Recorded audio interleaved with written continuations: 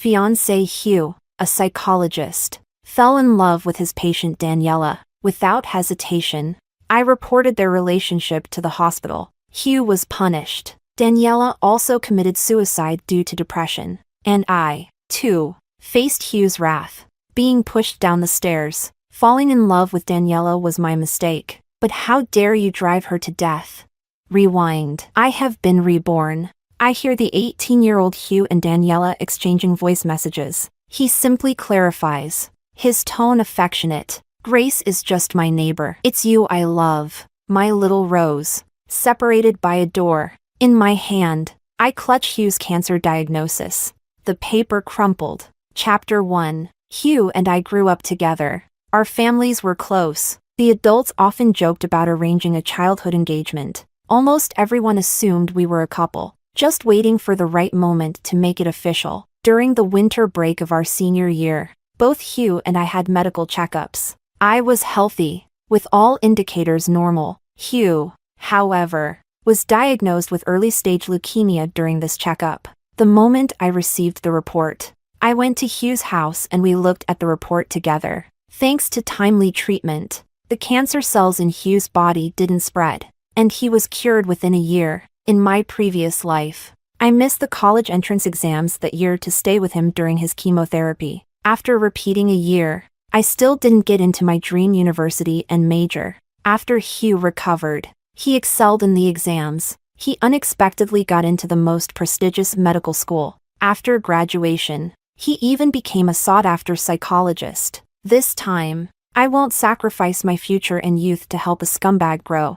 I placed the medical report on the entrance cabinet at the Sun family's house. I also returned the key to their home. Mr. Sun was always busy with business, leaving early and returning late. Mrs. Sun loved socializing and playing cards. She wouldn't stop until she had her fill. As for when they would see that medical report, who knows? Chapter 2. Back home, I watched as my parents, who looked much younger, were excitedly discussing something. It really felt like a lifetime had passed. When my dad saw me come home, he told me that the family was planning to buy a new house. The house we lived in was allocated by the company years ago. By the time I was in my senior year of high school, 3 generations had already lived there. In my past life, my parents had finally saved enough for a down payment on a house. But because I didn't want to abandon Hugh when he was seriously ill, and when the Sun family couldn't afford Hugh's medical expenses, I even asked my parents to take part of the down payment to help the Sun family. This time, I sincerely smiled and responded enthusiastically at the dinner table. Sure. Are you thinking about the development in the south of the city? My parents exchanged a glance. They had been considering several developments, and the one in the south of the city was their favorite. We lived in the east of the city, with my school and my parents' workplaces all in the city center. Commuting to school and work wouldn't be affected. But, my mom asked concernedly, will it affect your studies? I smiled gently. Mom, in the second half of my senior year, I can stay in the school dorms. But, my mom's gaze paused. But it will be hard for me to help you move. After I said that, my mom obviously breathed a sigh of relief. After dinner, I went back to my room to review my homework. In reality, I was listening closely to my parents' conversation in the other room. My dad was washing dishes while talking to my mom. Kids are unpredictable. How can they be so sure? Today, you sounded her out. And didn't she say it wouldn't affect her? My mom, still uneasy, said, let's hope so. Moving far away, will Grace really be willing to leave Hugh? My dad was more optimistic. Grace has always prioritized her studies. Don't worry, she has her own mind. Chapter 3. In my past life, after I started dating Hugh, my mom was always skeptical about our relationship. I asked her why. You always give so much, and Hugh has gotten used to your giving. This kind of relationship is actually unstable. Once, at that time, my mom didn't finish, but I interrupted her. Back then, Hugh was all I could think about. I just thought, with our feelings for each other over so many years, how could it possibly be unstable? Until the day Hugh missed our wedding dress appointment, and I went to the hospital to find him. I saw him holding Daniella on the desk. the two of them passionately kissing. Heh, there's really nothing in this world that's so stable it can't be broken. I secretly took a photo through the crack in the door. Then I sent it to all the hospital leaders' emails. If Hugh had cheated with someone else, maybe I wouldn't have been so angry and crazy, insisting that they both be ruined. But he cheated with Daniella. In my past life, Daniella was the poor transfer student Hugh inexplicably fell in love with during his senior year of high school. For her, Hugh bore the stigma of early romance. His grades plummeted. He skipped classes, got into fights, and even got suspended. He violated every taboo a student could. But Daniella, she messed up Hugh's youth, nearly ruining his future. After Hugh was diagnosed with cancer, she immediately cut ties with him. I even helped Hugh, who was battling cancer, to find her later on. But the Daniella I found was completely different from the gentle, resilient girl she pretended to be. She had affairs with many rich second-generation heirs. I looked at Hugh, struggling to survive in his hospital bed, and I couldn't bring myself to tell him the truth. Years later, when Hugh and I were about to get married, they ended up together again. My many years of love with Hugh, like a child I had painstakingly raised, drowned in that so-called river of time. My heart ached as if it were bleeding. So, I wanted them to hurt even more than I did. But after everything was exposed, I didn't get to see Hugh come to me with repentance and apologies. Daniella died. It was completely unexpected. I had no idea her depression was real. I thought it was just a trick to gain sympathy and get back with Hugh. Just like in high school, when she pretended to be a pitiful poor student but could still get into a Cayenne parked around the corner. She was too good at those things. Hugh, however, blamed everything on me. He fought with me. Falling in love with Daniella was my fault. But why did you have to kill her? I retorted without backing down. Did I really kill her? Why don't you say it's because you're a lousy doctor who couldn't cure her? Hugh, you're the one with no medical ethics. Treating depression. Did you have to treat it in bed? You have a fiancé, and she knew you were getting married. You both made the mistake first. So why put all the blame on me? Hugh laughed and cried, on the brink of a mental breakdown. But it didn't stop him from pushing me right out the window. Chapter 4. The sudden sensation of free-falling from a great height. It all overlapped with what happened in my dreams. I screamed in shock. My parents heard me and immediately rushed into my room to comfort me. Grace, what's wrong? Don't be afraid. It's just a dream. Just a dream? I looked up, saw my concerned parents in front of me, and wiped the sweat from my forehead. Mom, Dad, can we move out sooner? My parents exchanged glances and agreed. After my rebirth, I had two small goals. First, wait for Hugh to die. Second, make sure he dies far away. Chapter 5. Before the new semester started, I stayed home and didn't go out. Hugh texted and called me, but I just looked and didn't reply. I also muted all group chats related to him, since his family lived just upstairs from mine. He came looking for me several times, but either I didn't answer the door, or my parents brushed him off. Hugh was confused. In the past, I always made him the center of my life, revolving around him. My sudden disappearance was something he wasn't used to. But soon, his life was filled by Daniella. On social media, he started posting about picking vegetables in the countryside at dawn, taking pictures of the morning light and sunrise on a little cart carrying the vegetables, and sharing amusing stories from the market. At such a critical moment in our senior year, he had the leisure to travel from his home in the city center to Daniella's house in the countryside to help out, while all the students were burning the midnight oil, preparing for the college entrance exam. He was basking in the morning sun in the countryside, sweating in the fields. My eyes were red from exhaustion, reviewing endless practice tests, trying to claw back every precious point. He was haggling with customers at the market, passionately discussing the price of a pound of vegetables.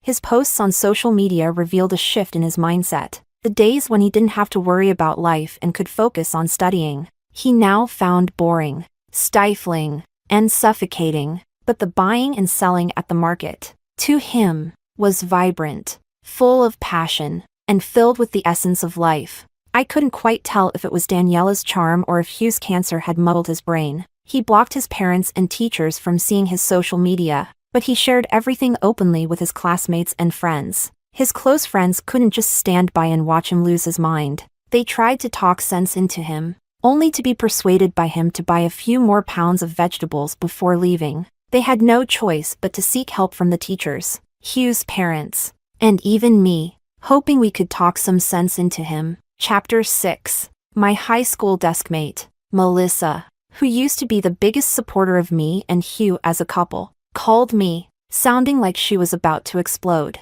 "What's going on with you and Hugh? How did he turn into a heartless Don Juan over just one winter break? Messing around with other girls?" I couldn't help but laugh. "Don't laugh. Did Hugh break up with you?" I told Melissa about Hugh's confession to Daniella. Hugh and I grew up together as neighbors, so we might have seemed close. But he never confessed to me, and I never said I liked him. Melissa, we were never together, so there's no breakup to talk about. Melissa paused for a moment, then launched into a tirade. "What a jerk Hugh is. He even remembers your period and brings you heat pads and ginger tea. How is that just being neighbors?" When we split into science and liberal arts classes, Hugh was better at science, but he chose liberal arts just to be with you. He even had a huge fight with the homeroom teacher in the office, and it was only because you gave in that you both ended up in the science class. During holidays, when haven't you helped him prepare gifts? And he always returned the favor. The only thing missing between you two was a confession. How did it come to this? I listened quietly as Melissa recounted everything. In the end, my heart tightened. Was it really just a confession we were missing? In my past life, I received that confession at Hugh's hospital bed. When Hugh saw me, exhausted and asleep by his bedside, he couldn't help but stroke my hair and softly said those words. "Grace, I like you." Such a beautiful promise. But it was because we were too young. What I thought was unwavering love, in reality, it was just Hugh feeling pity or gratitude toward me. I could do everything in my power to save Hugh's life, but Hugh could also, because of Daniella's death, easily take mine. Who really loved who with unwavering devotion? Isn't the answer obvious? Melissa. Hugh is just one person. How could he be more important than the college entrance exam? Melissa's family had money. Even if she didn't do well on the college entrance exam, she could still be sent abroad to study, so she could ship couples without any pressure. But I couldn't. Melissa, being her cheerful self, didn't dwell on it. Screw that jerk. When we get to college, Grace, you'll have your pick of handsome guys. I laughed it off, not taking it seriously. I had already wasted too much for a relationship that wasn't worth it. Now, it was time for me to start reclaiming my life. Chapter 7. That night, we were having dinner at home. Suddenly, we heard loud arguments and the sound of things being smashed coming from upstairs at Hugh's place. My dad stood up. He and Mr. Sun, Hugh's father, had once worked together. Hearing the commotion, his first instinct was to go up and try to mediate. My mom frowned and told him to wait. My parents exchanged a glance and then looked at me. I calmly said, "Dad, they're all worked up right now. Why don't you wait a bit before going?" My dad hesitated for a moment, then sat back down. My mom said quietly, "The neighbors are all talking about it. Hugh's been going out to help a girl sell vegetables, and someone familiar saw him and told his parents." My dad picked up his chopsticks again. "Oh, so that's what it was." Since it didn't concern our family, there was no need to get involved. But after dinner, to our surprise, Mrs. Sun showed up at our door, leading Hugh, who had a bruised and swollen face. My parents were both taken aback, but they couldn't just turn them away. My mom was pulled to the sofa by Mrs. Sun, who started pouring out her grievances. At first, we thought she just needed to vent, but then Mrs. Sun pointed at Hugh, who was standing stiffly in the living room, and scolded. "This child has always been close with your Grace. It's all that vegetable-selling girl's fault for stirring things up, making him neglect his studies at such a critical time in his senior year to go help her in the countryside. Our families have been close for so many years. I only acknowledge Grace, and I won't let that vegetable girl ruin Hugh's future.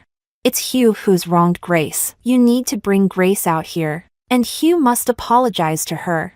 Mrs. Sun's words were jumbled and contradictory, but her intention was clear. She wanted to tie me and Hugh together. My mom gently removed Mrs. Sun's hand. You're just too upset right now. Who is this vegetable girl? What's her relationship with Hugh? And what does this have to do with Grace? My dad quickly added. Grace hasn't even left the house all winter break and hasn't seen Hugh at all. Isn't that right? Hugh, who had been singled out, looked sullen and proud as he said, Mom, stop wasting your breath. I only like Daniella. Grace and I have nothing to do with each other. My mom chuckled softly. Mrs. Sun, did you hear what Hugh just said? Who Hugh likes has nothing to do with Grace. The only relationship they have is that of classmates and neighbors. Nothing more. My dad also hardened his tone. They're in their senior year now. Why are you still thinking about who they're involved with? I need to have a talk with old Mr. Sun and see what he means by all this. Seeing Hugh ruin her plan and my parents not playing along, Mrs. Sun stopped crying, quickly pulling Hugh out of our house. She had come without telling Mr. Sun. If he found out, there would be another huge argument at home. As my dad closed the door, he called out, Don't come back again. After the door was shut, he turned to my mom and complained, We need to move out of here soon. Neighbors like this, who think they can barge in and treat our daughter as a backup plan just because of a few years of neighborly relations. They think Hugh is some treasure, and our daughter can't live without him? What nonsense. Chapter 8. The apartment complex in the south of the city was a second-hand property, but the previous owner had never lived there, so it was as good as new. The furniture and appliances were all in place, so it was almost like we were just moving in with our bags. On the day of the move, my dad hired a large truck to transport some important items. Our neighbors of many years kept asking why we were moving so suddenly. My dad laughed and said, Out with the old, in with the new. We were going to move eventually, so doing it now saves us some trouble. Mrs. Sun was hiding on her balcony, secretly watching us move. She didn't dare to show her face, afraid of attracting gossip. But then Hugh, with his bruised and swollen face, appeared. He looked anxious and worried as he asked, Grace, why is your family moving so quickly? I replied irritably, So that no one can treat me as a backup plan. He quickly explained, Grace, that was my mom's idea. I never thought. I cut him off. I was home that day, and I heard it all.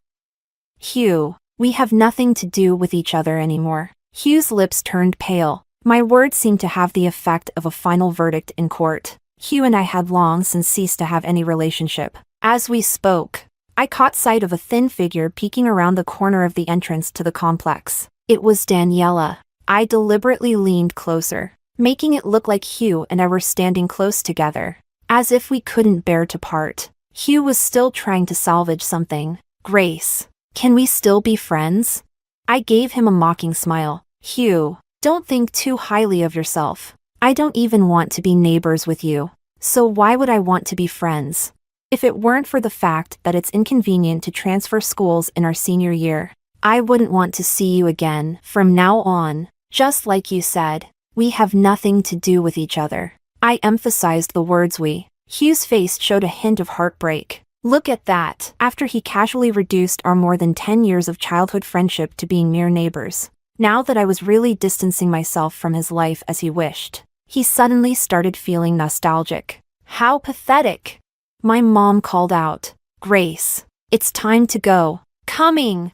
I responded cheerfully and ran to my parents like a bird returning to its nest. It was only after being reborn that I truly understood the saying. The caged bird longs for its old forest, and the pond fish yearns for its deep abyss. No matter how fierce the storm outside, at least I still had a home. Chapter 9. After the truck was fully loaded, our family got into our car and waited for the property management to open the gate. As expected, I saw Daniella crying as she ran into Hugh's arms. This was during the busiest time of the day in the complex. Mrs. Sun had been watching everything from her window the whole time. How could she not see the vegetable-selling girl she despised, openly running to her son right outside their building to seduce him?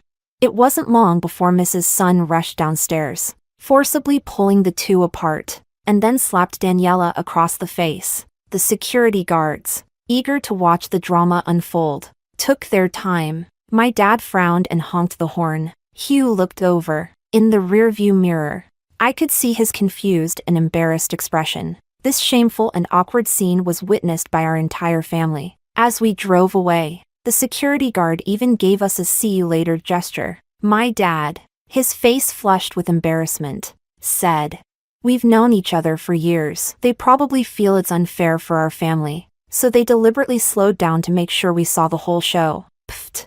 I couldn't help but burst out laughing. Laughter is contagious. My mom and dad also couldn't hold back and started laughing, though it might not be kind. Deep down, I couldn't help but think, serves them right. Chapter 10. After being reborn, I had two small goals. First, wait for Hugh to die. Second, make sure he dies far away. Chapter 11. After we moved, my parents let me choose my room first, and I picked the one facing east. In the early morning, I could see the first ray of sunlight. It felt like a new beginning. The gentle sunlight dancing across my pages felt like playful little sprites. I had lived a whole life, and it had been a muddled one. Time was too precious for me now. With only a few months left before the college entrance exam, I asked my parents if they could help me find a one-on-one tutor. They didn't say much but were quietly relieved that the whole situation with Hugh hadn't affected me too much. They quickly found a suitable tutor through some connections. He was a sophomore from a prestigious university named Angelo. True to his name, he was a natural at science. Even the most tedious science subjects became clear and profound when he explained them. In my previous life, I had repeated a year. The college entrance exam had always been a source of regret and frustration for me. Even years later, I had nightmares many times, finding myself back in the exam room, staring at blank spaces on the big science questions. I was so nervous I couldn't breathe, trying to start writing, but nothing came out. The exam paper in the dream was blurry, and I couldn't understand a single word. When I woke up, I was filled with a painful urge to cry, but Hugh, lying next to me, would just sneer and say, "After all these years, you're still scared of the college entrance exam?" No comfort at all. He had already achieved success. So of course, he didn't care about my feelings. But I couldn't just let it go. Only then did I realize that what I feared most wasn't the exam itself, but the overwhelming sense of losing control over my own fate. Chapter 12. Winter break ended, and I returned to school. Melissa greeted me with concern, wrapping her arm around mine. "Grace, are you okay?" I was puzzled. Melissa explained, "Didn't you see the class group chat? An anonymous account posted a video on the campus confession wall." I watched the video on Melissa's phone. It showed Daniella going to your building, hugging Hugh, and then getting beaten by Mrs. Sun. Melissa continued, "The whole school is buzzing about it. They're saying that you and Hugh were childhood sweethearts. But somehow, Daniella, the little first-year White Lotus, managed to steal him away. Some people are even saying that you shot the video and that the anonymous account is you. They're all waiting to see how you'll win Hugh back." I frowned. This slander had splashed right onto me. Hugh and I were in the same class. I thought seeing him again would just be awkward, but it turned out trouble was finding its way to me. After class, the homeroom teacher gave the entire class a stern lecture from the podium. "This is the most critical time of your senior year. Can't you respect yourselves and others and stop with these ridiculous love dramas?"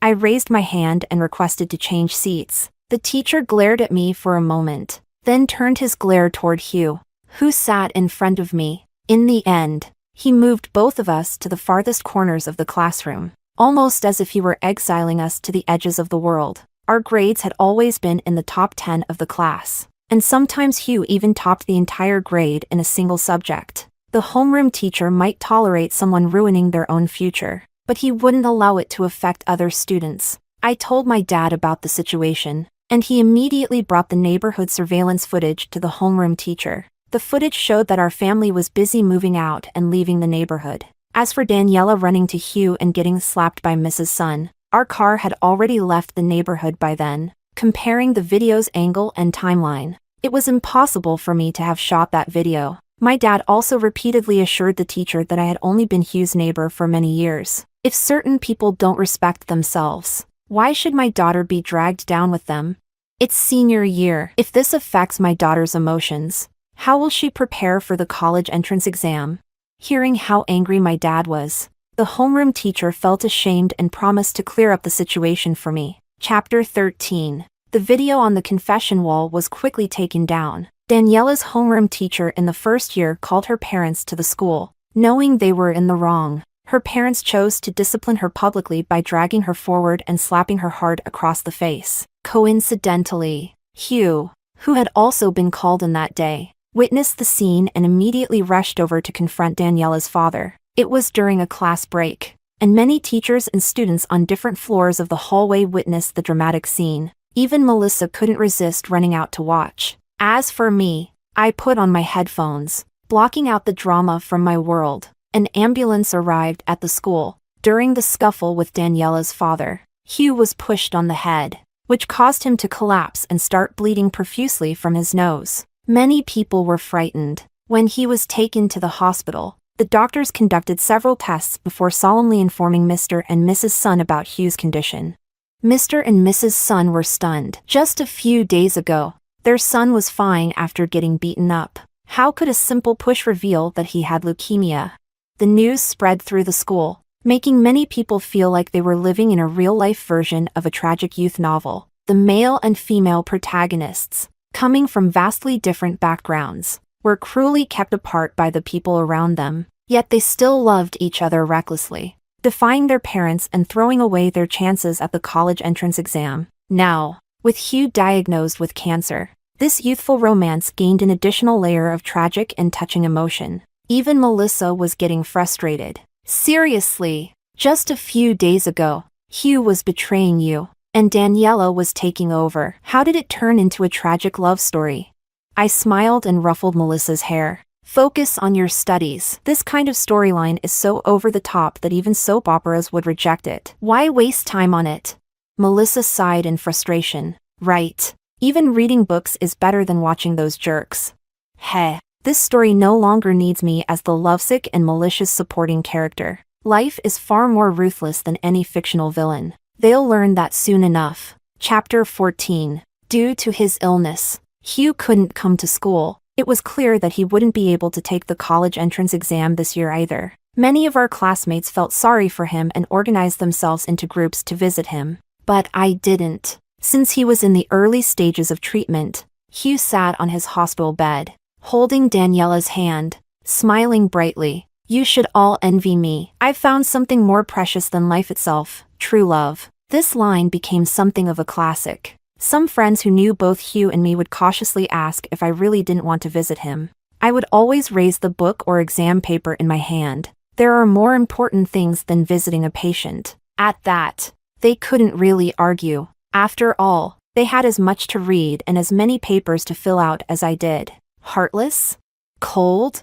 Hugh and I had been ambiguously close for so many years, and many people thought we were a couple. Hugh never clarified. Later, when Daniella entered Hugh's life, he suddenly became eager to explain. Who am I to Hugh? Was I his to summon at will and dismiss as he pleased?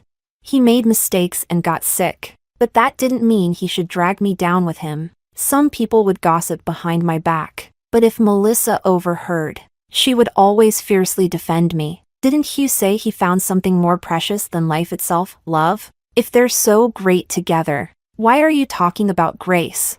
Unintentionally, I had purified her from being a fan of our supposed couple. As time passed, people stopped paying attention to me. Those who were interested in the situation were more focused on watching what Daniella would do. Chapter 15. At first, Daniella, who had become the center of the gossip, often took leave or came to school late. There was no need to ask why. Whenever someone did, she would tearfully mumble, Hugh is in the hospital. I need to go see him. When Melissa heard about it, she couldn't help but roll her eyes. Didn't they say it was in the early stages? Why does she act like he's on his deathbed?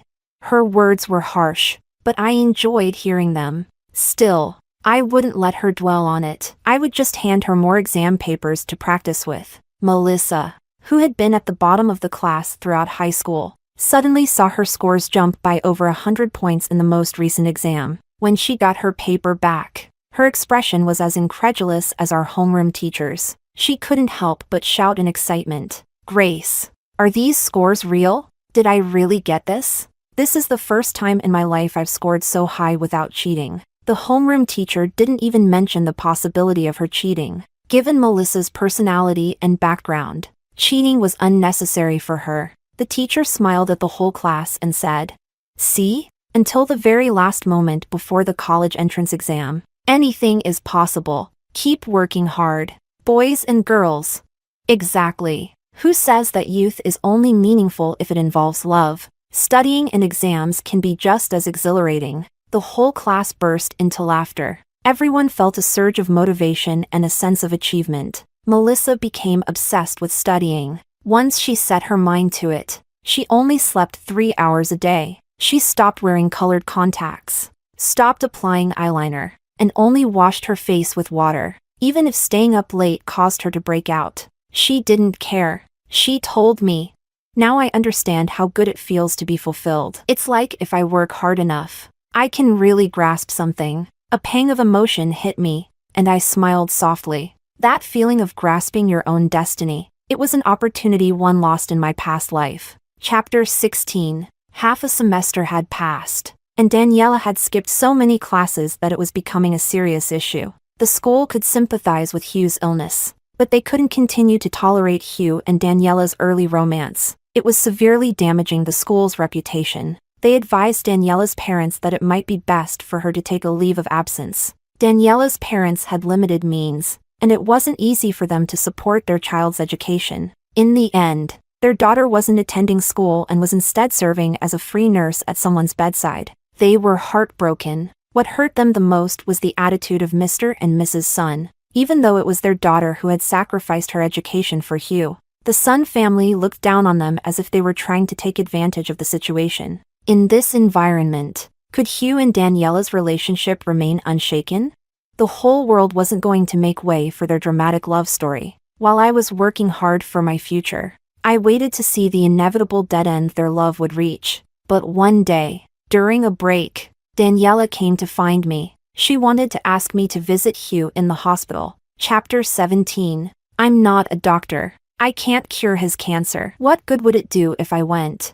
You are his love, more precious to him than life itself. If I go, would it be to comfort him with the years of neighborly affection? Or why don't you tell me what you expect me to say or do when I go that would make him as satisfied as you are? Daniella couldn't say a word. Her eyes reddened as if she had been grievously wronged by me. This trick worked wonders in front of Hugh. She didn't have to do anything, and she would win. But now she was standing at the doorway of the senior class, as the center of all the gossip. Her presence at the door seemed almost like a challenge. Melissa pushed through the crowd of onlookers and shouted, "What are you all looking at? Watching her isn't as good as studying and doing your work." Our homeroom teacher, who was following behind, frowned and gave Daniella a stern look. "You're a first-year student, right? What brings you to the senior class?" Daniella timidly replied, "I came to see Grace." The homeroom teacher gave a half-smile. "You're Hugh's little girlfriend, right? Shouldn't you be at the hospital with Hugh at a time like this?" Daniella's pitiful face flushed red and then paled, only to turn red again. Everyone in the school knew about their tragic love story. What was there to deny? "I wanted to ask Grace to visit Hugh." The teacher cut her off. "Hugh is also my student, and I'm keeping an eye on his condition. His recent chemotherapy has been tough on him. He's lost all his hair and is feeling pretty miserable. Would it really be appropriate for us to visit him in that state?"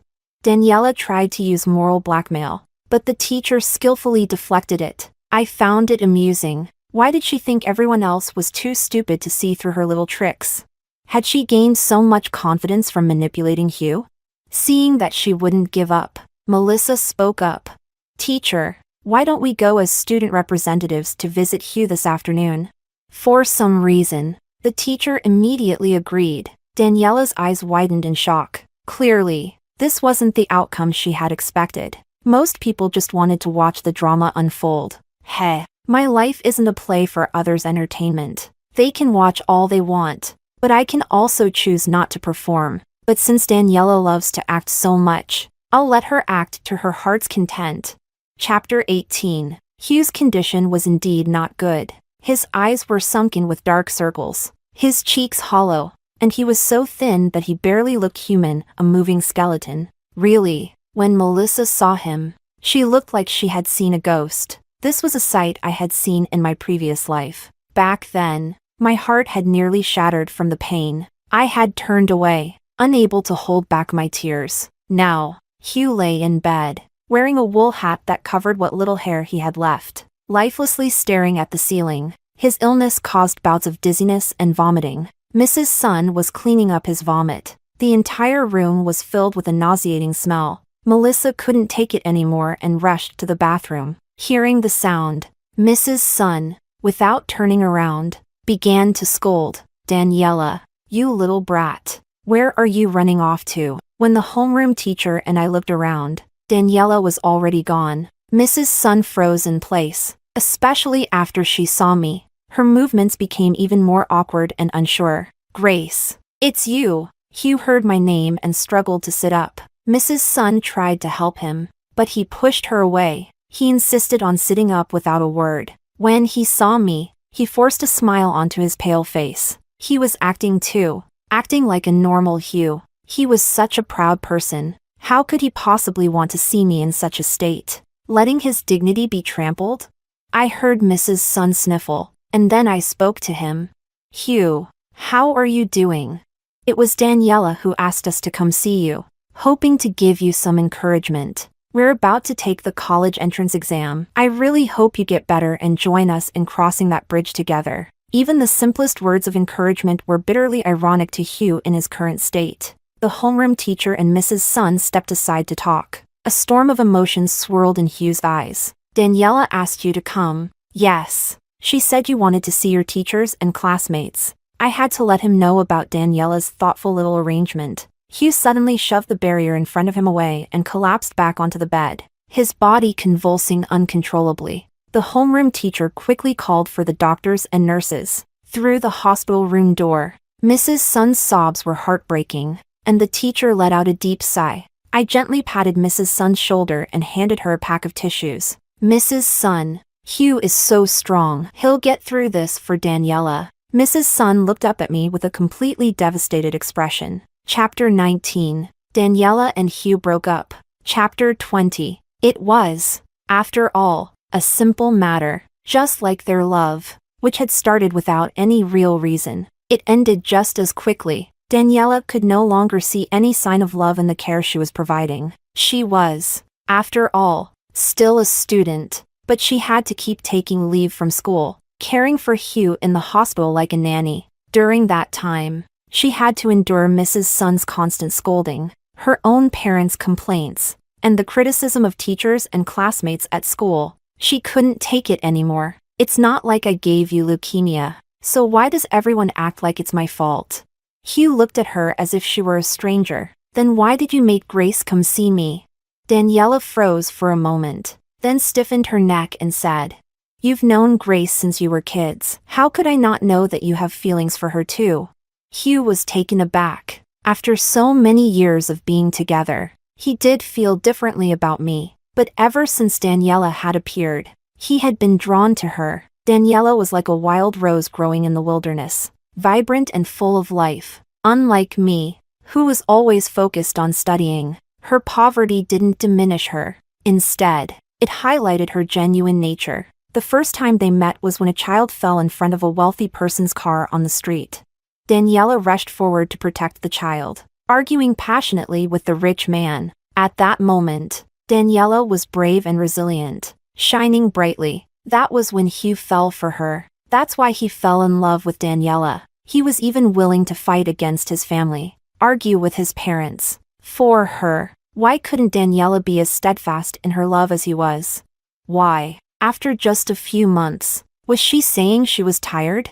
"Daniella, even if you pity me, you shouldn't be saying this to me now." Daniella cut him off. "I've pitied you enough. Why should I pity you anymore? I'm not Grace."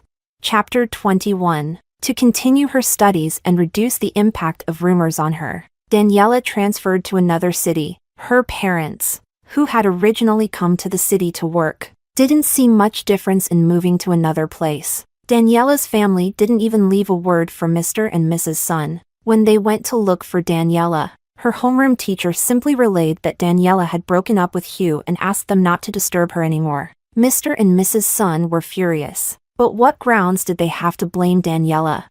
When you really look at it, this early romance seemed more like Hugh had delayed Daniella's future. Even Daniella's homeroom teacher and others felt the same. The once grand and dramatic tragic love story ended up being nothing more than a fleeting storm that passed after a few months. The students and teachers at school were busy with their own lives. When they heard about it, they just smiled and moved on. My parents heard about it too. After a bit of sighing and lamenting behind my back, they didn't say much more. Heh, in the face of life and death, what can a mere few months of early romance withstand?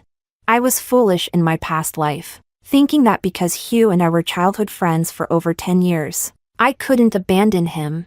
I stayed by Hugh's side through life and death. But in the end, as soon as Daniella appeared, all those feelings turned to ashes. It's true, those who are favored are always fearless. I had cared for a gravely ill Hugh, and the process was exhausting, both physically and mentally. So, I knew early on that a girl like Daniella, who was only in her teens, wouldn't be able to handle it. But I still wanted to see their love shattered by reality, and I wanted to see Hugh in his miserable state, clinging to life. Chapter 22. Hugh didn't disappoint me. As expected, he plunged into memories of Daniella. Mr. and Mrs. Sun had to put in a lot of effort to rekindle his will to live and push him to continue treatment. I stopped paying attention to Hugh and Daniella's situation. With Angelo's help, my grades in science steadily improved, finally making up for my previous weaknesses. That June, I walked into the college entrance exam room. While waiting for the results, Melissa and I embarked on a whirlwind trip, visiting 3 cities in 7 days. In addition to experiencing the beauty of our country, we also stumbled upon some unexpected surprises. The exam results came out soon after. I got into the 211 university I had longed for in my past life. Melissa, making up for lost time, was accepted into a second-tier university. For most people, her achievement might not seem remarkable, but for Melissa's parents, it was a huge relief and a piece of fantastic news. Melissa declined the offer to study abroad and told her parents she wanted to repeat the year, aiming to get into the same university as me next year. Melissa's parents, of course, supported her decision. Chapter 23. After my first year at university started, I heard about Hugh again through Melissa. He's recovered and has come back to repeat his senior year. But whether it's due to the chemotherapy or the heartbreak, his grades have really plummeted. Oh, really? Melissa noticed my lack of interest and decided to switch topics to something more intriguing. So, how are things with Angelo? I chuckled as Angelo, who was across the street, was already buying me a milk tea. He's still pursuing me. A teacher-student romance with an older guy. Ooh, how taboo and exciting. Melissa had always been a fan of shipping me with someone, and Angelo was no exception. Angelo's university was in the same city as mine. Not long after I started my first year, he began visiting me frequently, taking me out to explore this ancient city, rich with history and culture. Having lived 2 lives, although not long ones, I could easily read the subtle signs of affection between adults. Angelo had a clean, neat haircut. He was tall, handsome, and incredibly considerate, but he had a habit of treating me like a child, occasionally tapping me on the forehead. When he confessed his feelings to me, I took a long time to figure out when exactly he had started liking me. Angelo took my hand as we walked down the tree-lined campus path, leaves crunching beneath our feet. Actually, we met when we were kids. I'm 2 years older than you, and we used to live in the same residential complex. I often played with you and the other kindergarten kids, playing games like tag. Then, when I started elementary school, my family moved away. I vaguely remembered having an older brother figure like that, but it was so long ago. Many families had moved out of the complex over the years. I only stayed close with Hugh, and our bond was the strongest. I've always known about you, and when I heard your family was looking for a tutor, I volunteered. But you didn't recognize me and kept calling me teacher all the time. I laughed. No wonder you kept insisting I call you brother. Angelo took the opportunity to hug me, patting my hand as he said, "That way. We're not too far apart in age, and we can even count as childhood sweethearts." Childhood sweethearts? Yes. Who wouldn't count as childhood sweethearts at this point? Chapter 24. During the New Year's break in my first year of university, Angelo came to visit my family. My parents welcomed him with smiles, exchanging glances filled with satisfaction that needed no words. I asked Angelo why he was here. Angelo scratched his head. "To pay New Year's greetings, and to see you." I couldn't help but smile. Angelo then added, "There's also something I wanted to discuss with your parents." "What's that?"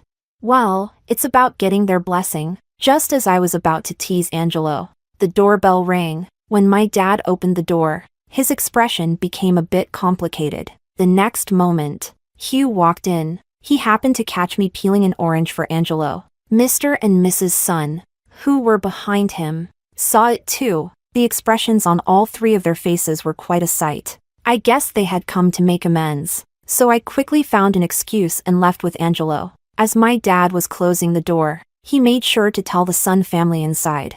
"Angelo is Grace's boyfriend. He came to see us for the new year." Angelo walked ahead of me, and I wasn't sure if he heard that or not. During the new year, most places were crowded, so Angelo and I went to Melissa's villa instead. Melissa had the whole floor to herself, even with more guests in the house. She wasn't one to entertain them. She'd hide upstairs, claiming to study, and no one dared to disturb her. She kept glancing at Angelo, her eyes curving into crescent moons with her smile. "So you're actually Mr. Jiang, the teacher." After just a few words, Angelo excused himself to the balcony for some fresh air.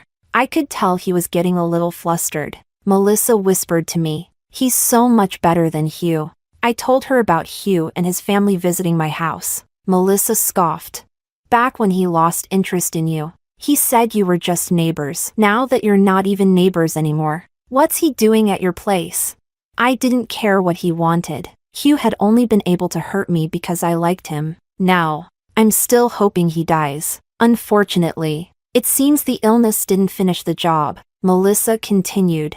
"Hugh's been acting weird since he came back. He can't keep up with his studies, and now he wants to go into business with his dad. The homeroom teacher has tried to talk him out of it several times. With his foundation, he still has a good chance of getting into a top university." An idea suddenly formed in my mind, and it wasn't long before it was confirmed. Chapter 25. After Angelo dropped me off at home, I unexpectedly ran into Hugh in the hallway. Hugh stared at me intently. "Grace, you're back too, aren't you?"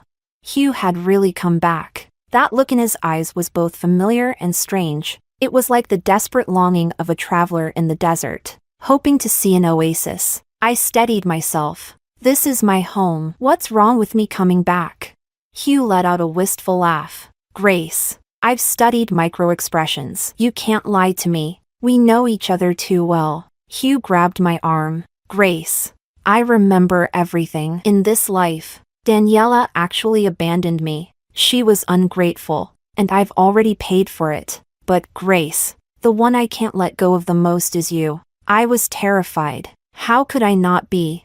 He was the one who pushed me down the stairs in my past life, the murderer. I took the chance to shake him off and ran frantically toward my front door. The door swung open, and the light from inside spilled out. It was my mom who had come out. Having heard the commotion, "Hugh, what are you doing?" I hid behind her. My dad came out too. "We've already made it clear to your parents today that you and Grace are absolutely impossible. Why are you still here?" Hugh didn't say anything, just looked at me with deep sorrow. I couldn't bear to look at him anymore. Hugh was taken away, forcibly, by his parents. My dad, disregarding years of friendship, issued a stern warning. "If Hugh dares to set foot in this neighborhood again, I'll have him sent straight to the police station." Mr. and Mrs. Sun, who had gone through so much to save Hugh, certainly didn't want his record tainted. In front of my parents, they even hit Hugh a few times, as if to vent their anger. My dad, mercilessly, told them to get lost. Chapter 26. I guess that Hugh must have returned while he was still undergoing treatment last year. But why did he come back? And after returning, why didn't he go straight to find Daniella? He hated me so much, blaming me for Daniella's death. So why did he now say that I was the one he couldn't let go of?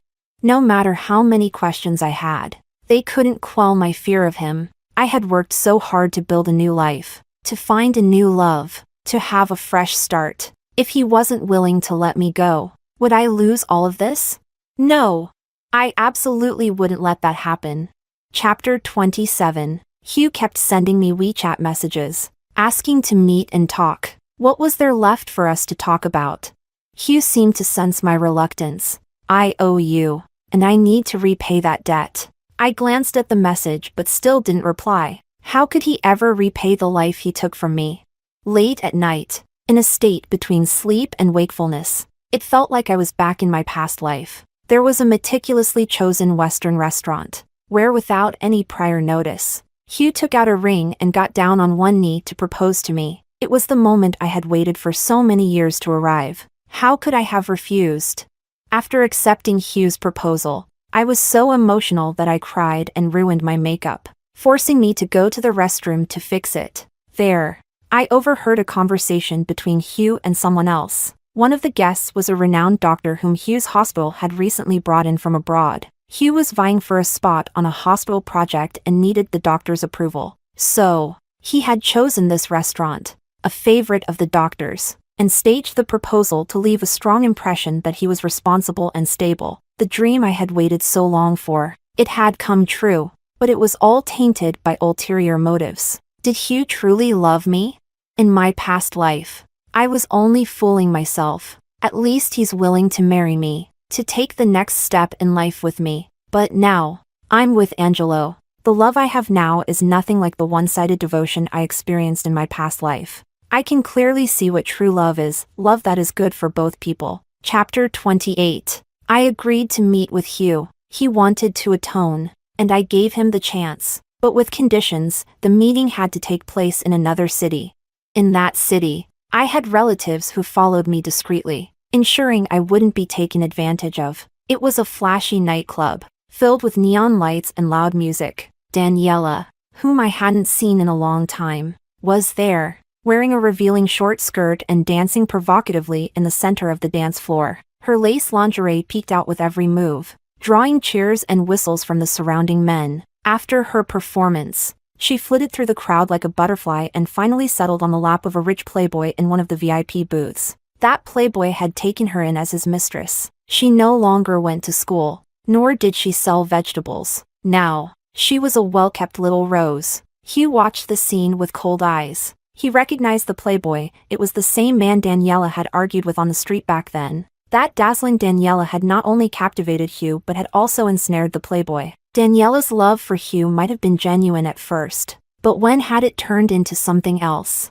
I didn't know. Hugh and I knew each other too well. So well that I knew exactly how to make him feel the pain of 1,000 arrows piercing his heart. Living two lives hadn't taught Hugh patience. He grabbed a bottle of liquor and approached, but instead of smashing it over the playboy's head, he smashed it on Daniella's face. Chapter 29. Before the police took Hugh away, he said to me, in my past life, Daniella didn't commit suicide because of depression. She was pregnant and needed someone to be the father. When the playboy found out, he forced her to take pills and staged the suicide scene. When I found out, it was too late. I thought in this life I could start over with you. But then you came back too. You fear me, and you hate me. I can see it in your eyes. There's no way we could ever be together in this life. Grace, I'm repaying you with this life.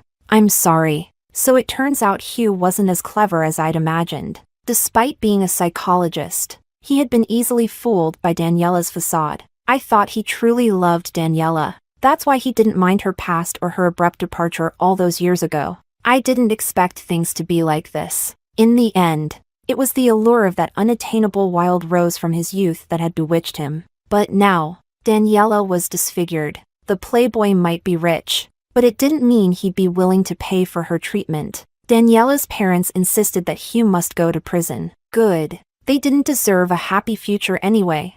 Mr. and Mrs. Sun's hair turned gray overnight, but not long after, they got divorced. My dad said, old Sun had another family outside, with a child who's 7 or 8 years old. He stayed married only because of Hugh, but now, after Hugh finally recovered, he went and did something so foolish. My mom added, Mrs. Sun wasn't any better. To secure her future, she hired a young maid from the countryside to take care of Hugh, and she got pregnant. After Hugh recovered and was discharged from the hospital, Mrs. Sun went back to the countryside to force the girl to have an abortion. After Hugh was arrested, the poor maid's family had no money and caused a scene at our old neighborhood. That's how everything came to light. These were things I had no idea about in my past life when I was engaged to Hugh. No wonder Hugh had lashed out at Daniella so viciously. It was probably because he was utterly broken. His family had too many ugly truths. In this life, Hugh lost the career he was so proud of and the fame and fortune that were within his grasp.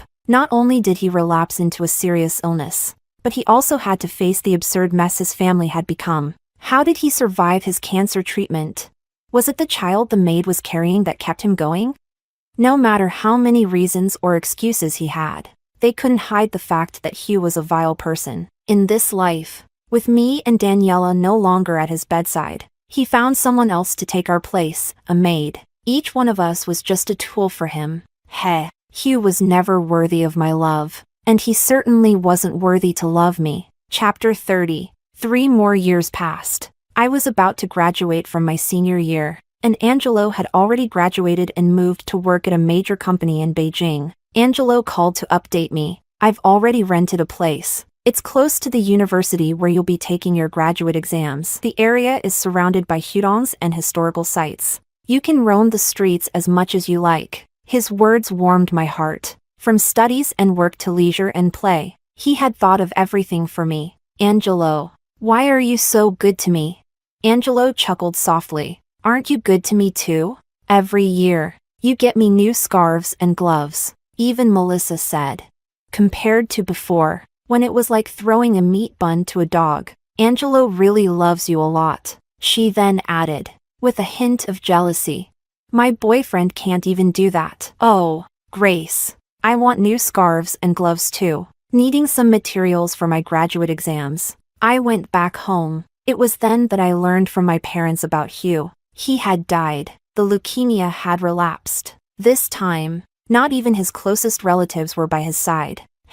I had been reborn and welcomed a brand new life. Hugh had been reborn only to face a second, then a third round of chemotherapy. With no achievements to his name, betrayed by his true love, abandoned by his parents. Chapter 31. Hugh left behind a letter, which took more than half a year to find its way from his mother's hands to my home. My parents thought that people often speak kindly when they're close to death. I glanced at the envelope and noticed it had been opened and resealed. As if many others had read it before it reached me. A second-hand farewell letter, it was cheap. Chapter 32. After my rebirth, I had 2 simple goals. 1. Wait for Hugh to die. 2. Make sure he dies far away from me. After so many years, this outcome could finally be called a happy ending. Outside the car window, the sun was shining brightly. Birds were singing, and the flowers were in full bloom. In this life, I have my family, dear friends, and a true love. I can look forward to the next chapter of life with them, moving toward a brighter future.